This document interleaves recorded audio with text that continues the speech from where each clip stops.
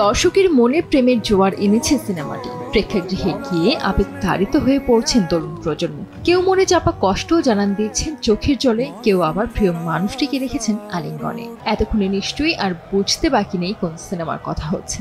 হ্যাঁ, ঠিকই ধরেছেন, বলছিলাম মোহিত সুরি পরিচালিত সাইয়ারার কথা।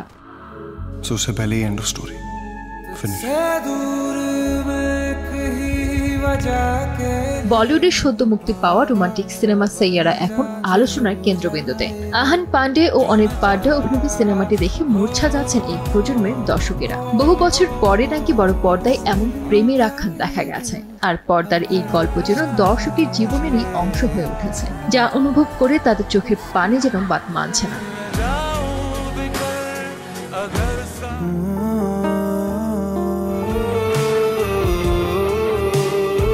কেউ সিনেমাটি দেখে কাঁদতে কাঁদতে অজ্ঞান হয়ে পড়ছেন, কেউ আবার অসুস্থ অবস্থায় স্যালাইন নিতে নিতেও দেখতে যাচ্ছেন সাইয়ারা।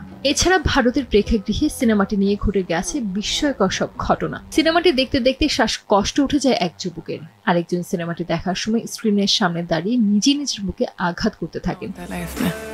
तुम्हारा सपना क्या है? सारी दुनिया का प्यार, सब चिल्लाए मेरा नाम, Krish I love you, Krish. বলিউডের নতুন জুটি আহান পান্ডে ও অনিত পাড্ডা প্রেম শুরু যে সাধারণ মানুষকে কাঁদিয়েছে তা কিন্তু নয়। এবার সিনেমাটি দেখে কাঁদলেন বলিউডের অভিনেতা ববি দেওল। সম্প্রতি এক সাক্ষাৎকারে তাকে বলতে শোনা যায় আহানের এই সাফল্যে খুবই খুশি এবং সাইয়ারা দেখে তিনি নিজেই নাকি কেঁদে ফেলেছিলেন।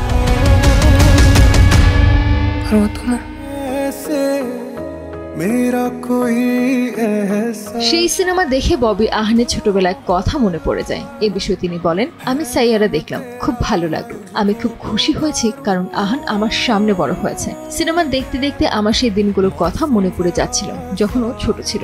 ও স্পাইডারম্যানের পোশাক পরে পাঞ্চিং ব্যাগে ঘুষি মারত। সে শুরু থেকে খুব উদ্যমী ছিল।